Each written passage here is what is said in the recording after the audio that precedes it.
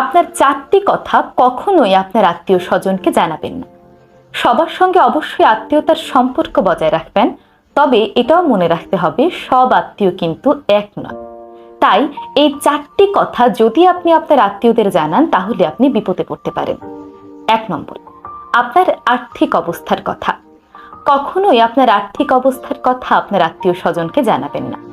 আপনি যদি খুব দরিদ্র হন তাহলে সেটা বুঝতে দেবেন না। যদি তারা একবার বুঝতে পারে আপনার কাছে টাকা পয়সা খুবই কম আছে, তাহলে অনেক সময় তারা আপনাকে ছোট করে কথা বলবে কিংবা আপনাকে কষ্ট দেবে, বিভিন্ন জায়গায় আপনার গুরুত্ব অনেক বেশি কমিয়ে দেবে। আবার আপনার কাছে যদি অনেক বেশি অর্থকড়িও থাকে তাহলেও সেটা খুব বেশি শো অফ করতে যাবেন না।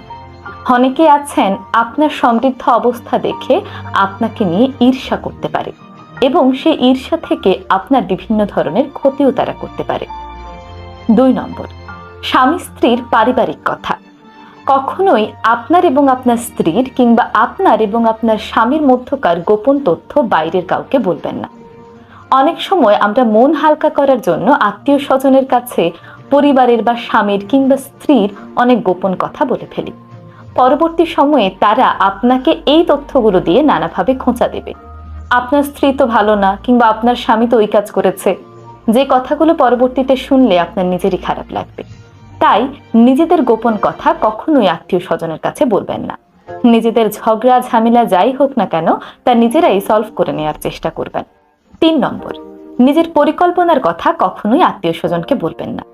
এমন কোনো পরিকল্পনা যেটা আপনি এখনো বাস্তবে রূপদান করতে পারেননি, মাত্র আপনি চিন্তা করছেন, এই ধরনের পরিকল্পনার কথা কখনোই আত্মীয় স্বজনকে জানাবেন না। অনেক আত্মীয় স্বজনই আছেন আপনার এই পরিকল্পনার কথা জেনে পরবর্তীতে এমন একটি কাজ করবে যাতে করে আপনি আপনার এই পরিকল্পনা আর কখনোই বাস্তবায়ন করতে পারবেন না। আর নজর বলেও কিন্তু একটি কথা আছে, তাই নিজের পরিকল্পনা গোপন রাখুন, তা বাস্তবে পরিণত হওয়ার আগ পর্যন্ত। 4 নম্বর, পরিবারের অন্য কোনো সদস্যের দুর্বলতা বা গোপন কথা কখনোই আপনি আপনার আত্মীয় স্বজনকে বলবেন না।